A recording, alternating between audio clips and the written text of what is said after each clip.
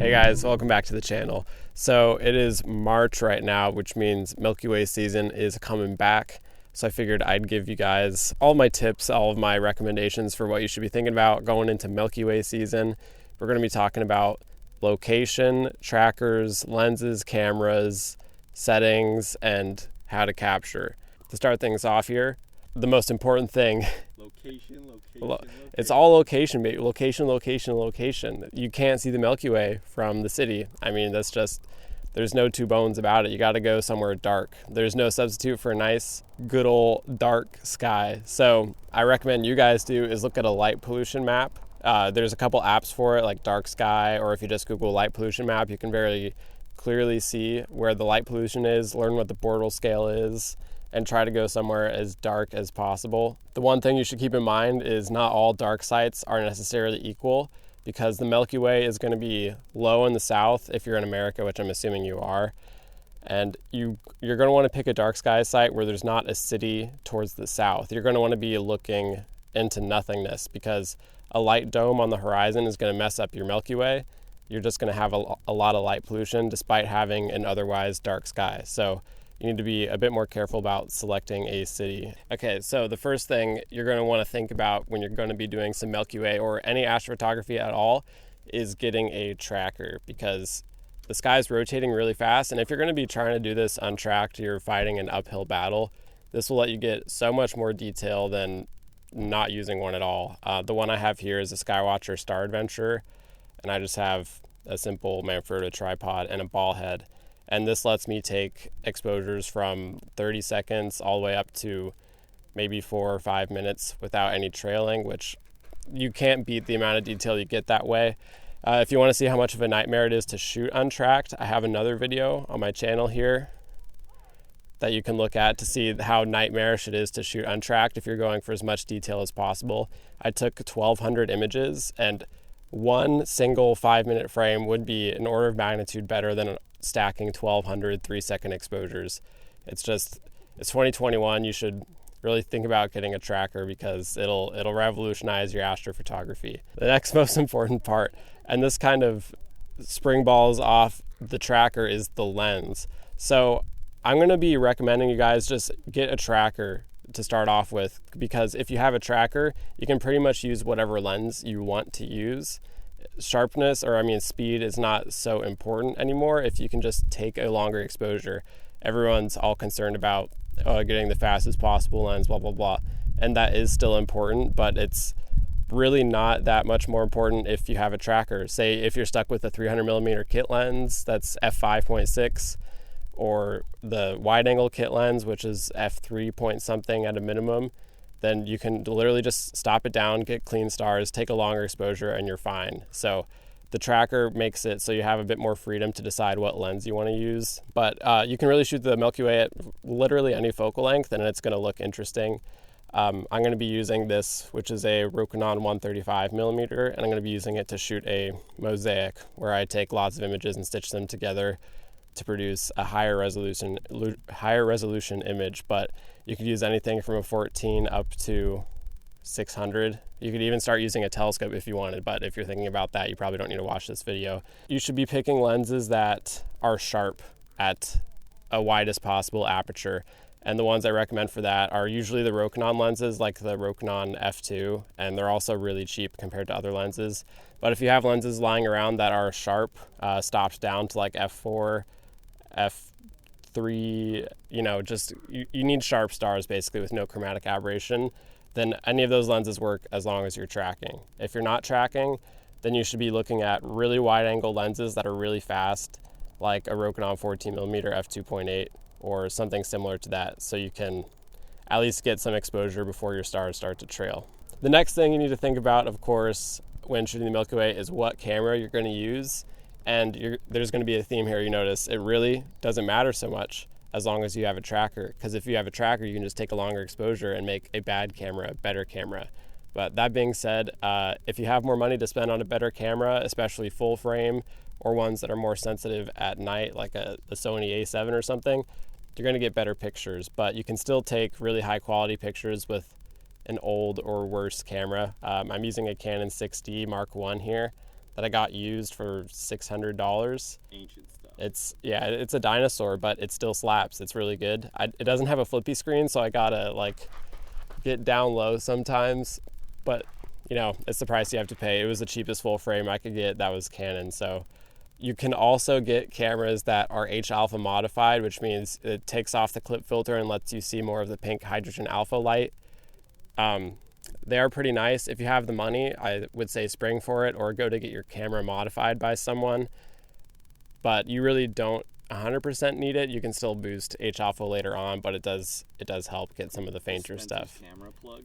I don't have anything from Spencer's camera. He ain't getting no plug.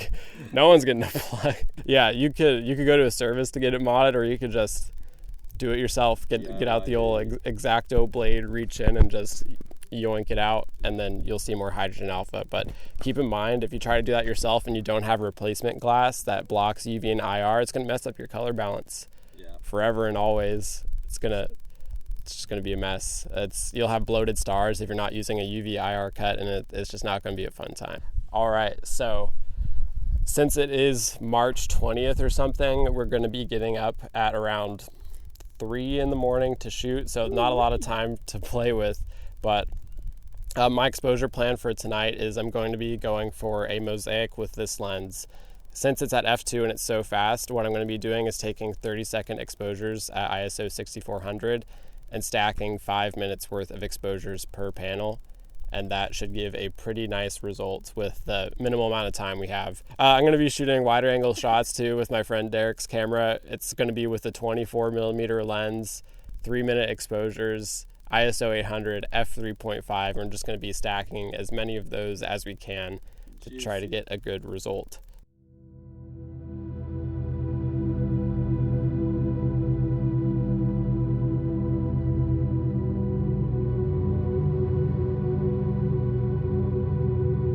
Alrighty guys, it is dark out. It is about 3 a.m. and I'm getting all set up, ready to shoot the Milky Way.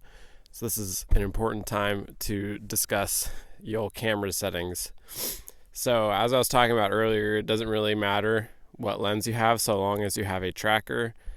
And keeping in mind with this, it's really kind of about balancing your sharpness with your exposure time. So if you have a lens that's not very sharp, you can stop it down and just take a longer exposure and just stay at kind of a normal Unity ISO around 800 to 6400, and it'll be completely fine. If you have a lens that's very sharp, wide open, like the Rokinon 135, you can still keep it wide open because I'm not really losing any sharpness to keep it wide open, and that way I can collect data faster. So F number is still important, but it's not the end of the world if you don't have a lens that's super sharp when completely wide open and fast. So a good general base recommendation for settings is you could probably go for an F number 2.8 to f4, an exposure time from 30 seconds to 4 minutes, and ISO around 800 to 6400. So let's snap a quick picture here. I'm going to be going with 30 seconds ISO 6400 f2 here, and we'll see how she looks when she comes off the back. All right, here is the first exposure. As you can see, it's still very bright. It is tracked, so the stars are sharp, and that's the most important part. If you want to know settings to shoot when you're not tracking, I have another video discussing that whole method of picking a proper exposure time if you're untracked. So as far as capture goes, it depends on how automated you are or not, or how much you want to be. If you're going to be taking multiple shots in a row, I'd recommend using an intervalometer or something like Magic Lantern, so you don't have to sit here and click your camera every single time. I'm not going to be doing that since I'm going to be shooting a mosaic at 135 millimeters. I'm going to have to click for pretty much every single shot, but that's okay. Yeah, use a star to live view focus. That'll be pretty simple, and then yeah, just take your shots. Alrighty, I'm going to get myself a mosaic here, which will be pretty complicated, but I'll be back in the morning.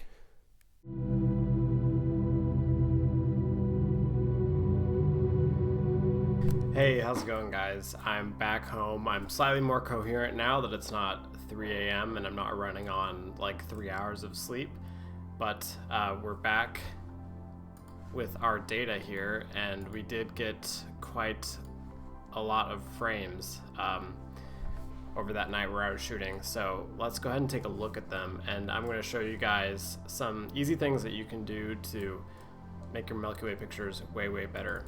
So I'm going to be assuming most of you are shooting with the wide angle lens. So here are some shots taken with the 24mm lens I was talking about earlier. We'll take a look at these more up close, and I can show you how nice they look since they're tracked. So as you can see, we got nice sharp stars, and we're going to be able to pull out way more detail from this than an untracked shot. So I did mention to you guys that I was going to be stacking as many of these exposures as I got, and that's really what I wanted to show you here, is how you can stack your photos to get much more detail out of them. And the program I use to do that is called PixInsight, and there's a number of programs you could use to do this. PixInsight is probably one of the best, but it's also quite expensive.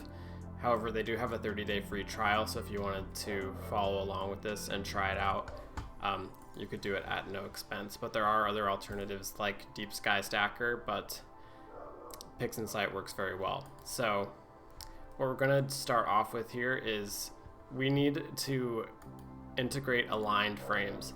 And right now these frames are just raw, so we need to actually register them and align them, and then we can stack them so we can bring out the detail. So first things first, we're going to go to this process here called star alignment. And for our reference image, which we wish to align all the frames to, we can just pick one of our files here. So let's just grab a nice dark one here with nothing in the foreground, like so. We don't need drizzle data. That is out of the scope of this video.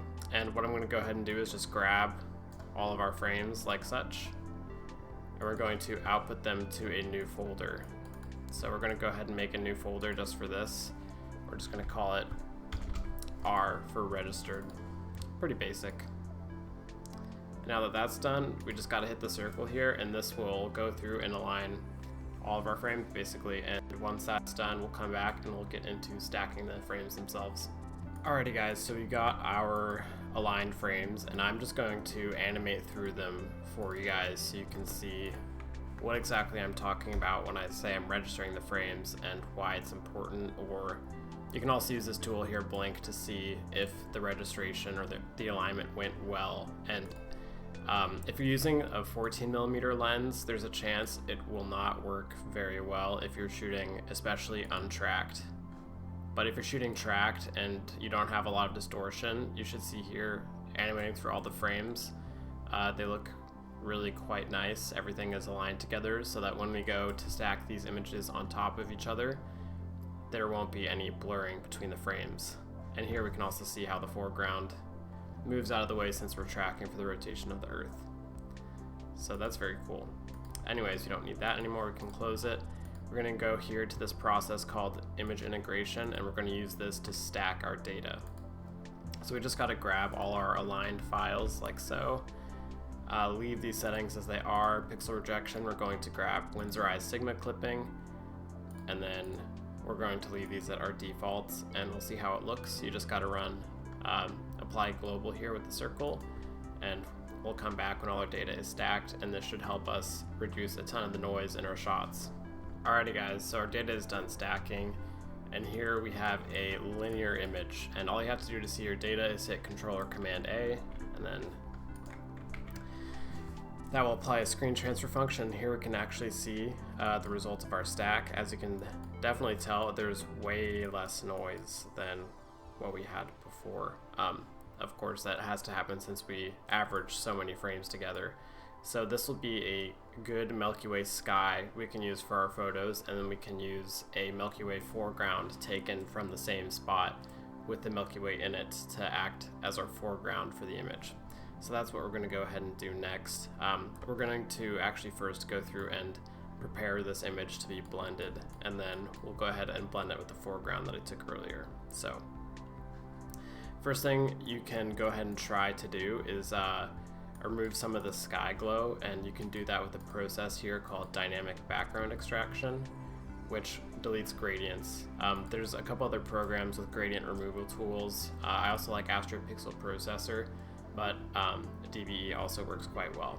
So all you have to do to run this is start placing background samples here and places in the image that are characterized by background and not the main subject. So if it is Milky Way, you do not want to stick a sample here, but if it's in the background sky, any of these areas, feel free to just smack down a background sample, and we can even start to get into the horizon gradient here from the town of Riverside. I think that's what it's called. And we can start to model that. So if these samples are red, it means they're being rejected, and you have to change the tolerance so that these samples can be included, or else we won't be able to remove the gradient that we're detecting. So you can just up the tolerance here to just some big number, and then we can hit resize all, and those points will be included. And now we just set our background to target image correction to subtraction, and this is going to subtract away the light pollution, hopefully. So we can stretch this. This is the DBE'd image, and here is our background, or what it tried to remove. So you can see it definitely improved our contrast a lot already right off the bat. I'm going to want to fine-tune this a bit more though, because you can see it produces some pretty odd results down here where the gradient is quite steep. Sometimes it actually hurts to try to subtract out these gradients because they're just so bright. You're going to end up causing weird color issues if you try to include them.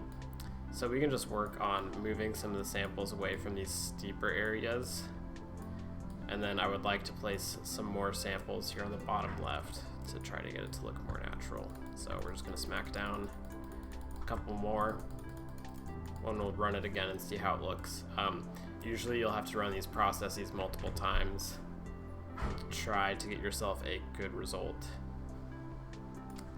So that's looking pretty good. We got some of the purple to go away. I think I'm going to apply even less and just get rid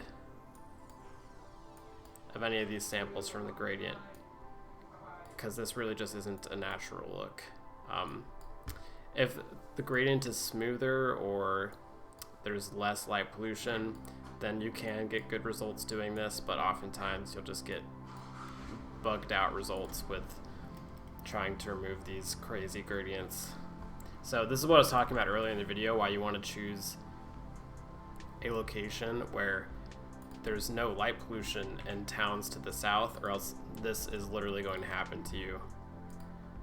This problem I'm dealing with right now, where our Milky Way is being obscured by a light dome directly to the south, and I have to deal with all this editing to try to accommodate for the gradient, whereas if we went somewhere without a city to the south, we would have been better off. I went ahead and just put a sample right here so we could not get weird colors and the deep blacks. So I think this is a pretty good result for the DBE'd image, and we'll continue forward with this.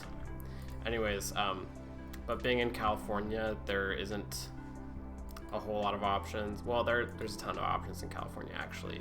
I just didn't want to drive that far, and Trona was the closest. And Trona is still a pretty good spot, but you can see how this step adds extra difficulty to our processing. Alright, next thing I'm going to do is look at my color balance here using the screen transfer function. So right now I'm linking my channels, and this treats every color channel equally, but if I unlink my channels in Stretch, I can get an idea of where my color balance may need to go. So we can link these again, try it, unlink. Not much difference. I think our color balance is actually quite good off the bat, but if it was not good, I would recommend you guys run this script here, AutoColor, from Hartman v. Borneman's PixInsight repository. I'll drop a link to that in the description of the video. This usually handles all the color problems you'll have with your Milky Way stuff, or any astrophotography for that matter. So that's looking pretty good. Keep in mind though, this is still a linear unstretched image. This is raw data, so we can bring it back to its raw form here by resetting our STF. And we actually need to brighten the data now so that we can blend it in Photoshop So I'm going to grab this tool here called histogram transform, and we're going to use this to brighten the image, and we hit this circle here at the bottom to bring up a preview to see what we're doing. And if you would like to see your histogram, you can grab a view here to actually get a live view of what your histogram looks like, although you do not necessarily need it if you are familiar with what you're doing. So we're just going to start hitting the square here to run this process, and we're going to slowly stretch our histogram by moving this bottom slider and the middle slider. You don't really want to touch this white slider. It's only for specific use cases, I would say, because this will actually clip data, but the black slider can clip data as well. So you just want to stay careful with using that particular slider. Anyways, a stretched image like that is looking pretty good to me. So we'll save that result. We'll call this stretched, and we're going to save this as a 16-bit TIFF because most processes in Photoshop use 16-bit as your pixel depth. So that's pretty good. One other thing we're going to do here real quick to get some more detail out of our Milky Way is run StarNet. So this is a process basically that just deletes the stars in your image and lets you pull out dust and other interesting things like that. So if you have Windows, you will have this in PixInsight by default. If you have Mac, you have to go through kind of an annoying process to install it, but there's some tutorials out there to do that. So I'm just going to go ahead and run StarNet. This will take a second. So we will come back in Photoshop with our starless image, our image with stars, and our foreground image. So I'll see you guys after this is done running. Alrighty guys, I'm back in Photoshop here. This is the starless Milky Way image. As you can see, a lot of the dust is way more obvious than it was in the image with all the overwhelming stars. We've also got our stretched image here, and we've also got our foreground image. And as you can tell, I actually didn't take this on the same night. This was taken the night before we collected data. It was cloudy and extremely windy this night, and I got up at about 3:30 a.m. only to find that there was clouds literally just covering the Milky Way. So you can see a little bit of the Vulpecula here in the Milky Way getting covered up. But as you can tell, the core actually does go through this area, so I'm not being ingenuous by putting a Milky Way where it doesn't actually go through. But again, it's art and not science, so if it matters to you, then you should focus on yourself and why you're so mad about composites. So yeah, I'm actually going to show you guys a very helpful thing about these foreground shots. So this foreground shot, as I think I mentioned earlier in the video, you need to take way longer exposures for the foreground since it's so dark. This is a 1:30 minute exposure taken at f2.8 with a 14mm lens and my 6D, and you can still tell it's really noisy. And you can even see the star trailing here because it was such a long exposure. Still noisy though. And just to let you know, I did do a bit of color balancing on the foreground because it was coming off very yellow, and I didn't like the yellow. So what we're going to do to actually deal with all the noise here is, you guessed it, we're going to go into Topaz Denoise. And Topaz is kind of weird on some astrophotography, but it's actually quite nice on images where you have landscape or rocks or anything like that, because this AI is trained to do denoising on landscape images more so than it is astrophotography. So it's going to recognize much better what a noisy rock looks like more than what a noisy nebula looks like. So I'm just going to check auto detect here, and we're going to see what it decides to do and how much better of a result we're going to be able to get with our foreground. And it usually cleans it up a whole lot. You can see that's a much nicer result. It is kind of artifacted, so what I'm going to do is drop this sharpening parameter since I don't really want it to sharpen that much. There's not a whole lot to sharpen in this foreground to begin with, just because of the noise. So you can see that definitely helps quite a bit dealing with the noise. So I'm just going to check it here in a couple other parts of the image, and then we'll let this chew on this image, and then we'll get back into blending. Yeah, definitely, you can tell much cleaner on the rocks with these settings, and I'm pretty happy with that as it is. So we'll go ahead and run this process, and we'll come back when Topaz is done, and we'll get to blending the two images together.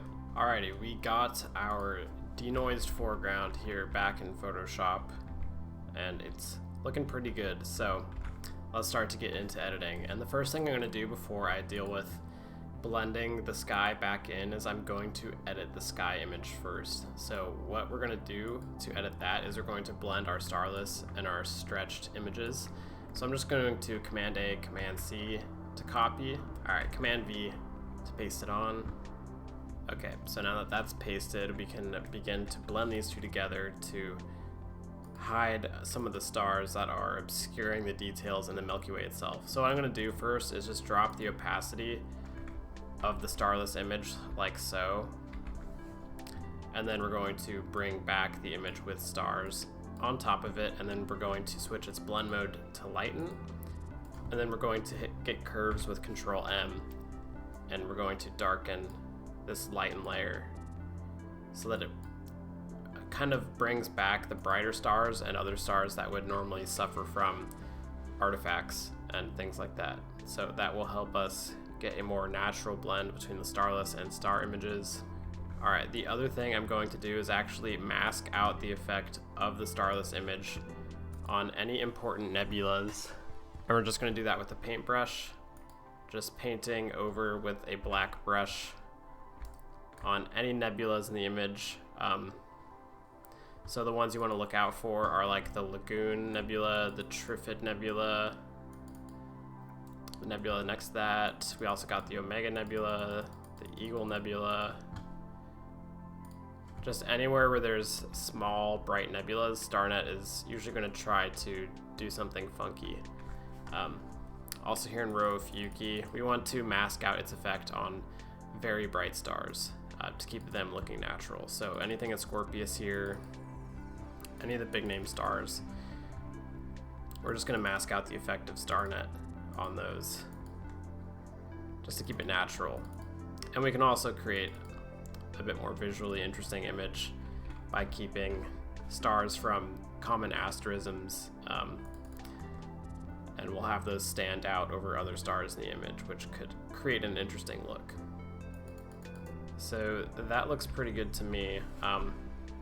We can also mess around here, maybe do some curves if we like it.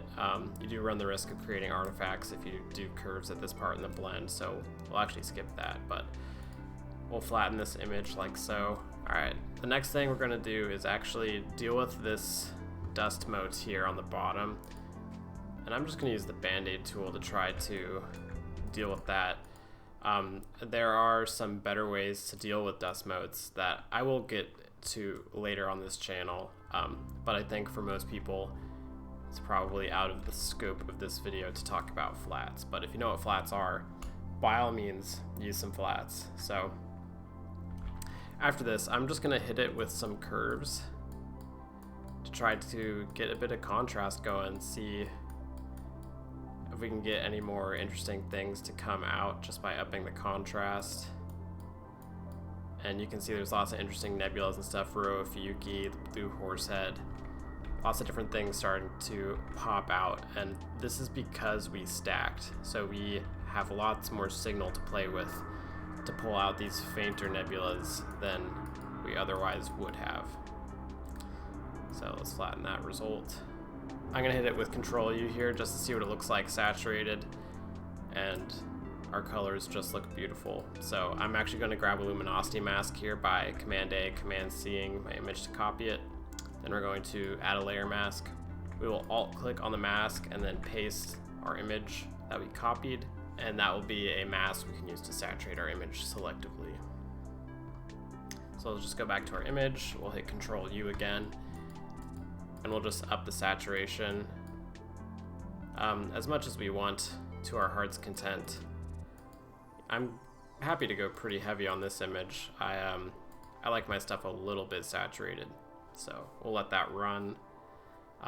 You will notice, however, that Trona down here, sorry, not Trona, Riverside, is getting a little yellow and I don't like that, so I'm going to come in here with a paintbrush and actually mask out any saturation effect that we had on that part of the image, since that's just distracting from the good colors of the Milky Way. And also, since the background is a bit heavily saturated, I am going to change the levels of the mask with Control L or Command L, and I'm going to lower the black point so that our saturation does not really apply to the darker parts of the image. That looks good to me. So there you can see we got some nice colors going. Then we're going to flatten this again. We're going to apply some curves to this image just to darken the background a bit, and I will use a mask to actually do this process. So just like earlier, we're going to make a luminosity mask by copy and pasting our image on a layer mask, but this time I'm actually going to invert the result so that we're applying this to the background instead of to the brighter parts of the image, because what I'm trying to do is darken the background. And one problem with this is it will also darken the dark dust motes, but we can come in with a paintbrush later on to make sure we're not clipping any of the dark dust motes out. Okay, so we're going to do some curves now on the background to bring some contrast back into the image here. Just kind of emphasize the Milky Way. That's really the main goal of all this. So yeah, you can see here we did darken up our dust motes, so I'm going to get a black paintbrush here and mask out any contrast adjustment I just did on the Milky Way. And we can also mask it out around Rho and the blue horse head. Any of these areas where we don't want the blacks to get too black. We can look at it before and after. You can see we definitely added some contrast there, which is good to see. Okay, one of the other things I like to do, and I do have another tutorial on this, is we're going to do some detail enhancement with the starless image. I'm just going to paste it in here, and then we're going to make it into a high pass filter, and we're just going to pick a radius here where some detail starts to pop out in a good way. Then we're going to overlay that on our image. And you can see that added a lot of detail to the dust motes, so we're going to mask that effect in. So we're going to paint bucket the background and then paint back in that high pass filter on these dust motes to get them to pop out.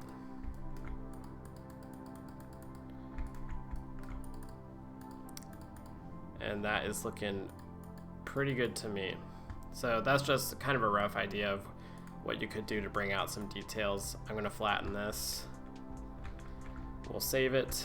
So I'm going to copy and paste this over now to our foreground image, like so. And we can drop the opacity here and just kind of see where our Milky Ways line up. If we really wanted to be particular about exact positioning, we could be.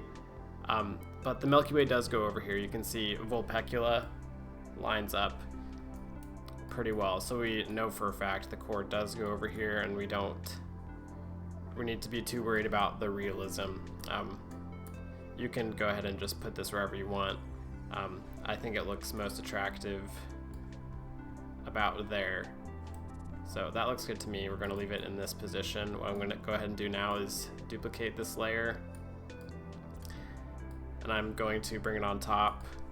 I'm going to quick select the foreground here with the magic wand, and I'm going to say select and mask. And then I'm just going to zoom in and fiddle around with these settings here. You can see we do already have a bit of a problem. We're just going to fiddle around with these settings until we get kind of a natural looking blend on the rocks. And I am going to darken up the foreground as well so that this blend looks a bit more natural, but we just want to get rid of that bright edge there to keep things normal. So that looks good to me. I'm going to OK that, and we're going to run that mask. I'm going to come back in here and paint in this mask on this corner where it got a bit messed up. So I'm going to paint in black here. I'm going to try to be pretty careful about how I paint this in, because it's easy to make something look not natural. And this already looks kind of not natural in its current state. You definitely don't want everything to look super bright like this. I mean, this looks like it was shot in the daytime, but we know for a fact it wasn't. I shot this at like 4 in the morning. So what I'm going to do is just drop the contrast on this a ton by pulling down this upper right slider. Just the point where it's looking like a bit more like it was shot at night, and then I'm going to boost the midtones back up a little bit so things are a little bit more blended properly. And that looks relatively okay to me. You can see big conditions between the two nights. One other thing we can do, we can move this around as well. Just check some other spots now that we have a mask. It may look more natural if you get this horizon glow into your image somehow, because you can definitely tell there's a bit of unnaturalness if you just have straight black DVE sky to foreground. But if we can incorporate this horizon glow in some way, and we can even brighten this up as well, then you know, we can make things look more natural. But you know, this should be a good starting point for you guys to yeah, get some super high detail Milky Way images this summer. So I hope you found this helpful. Yeah, go ahead and follow me on Instagram if you want to help support adventures like this. I have a Patreon as well. All the links to any resources I used will be in the description, and I hope you found this helpful. I'm going to do some fine touches to this image, and I'll show you the final result. So thanks.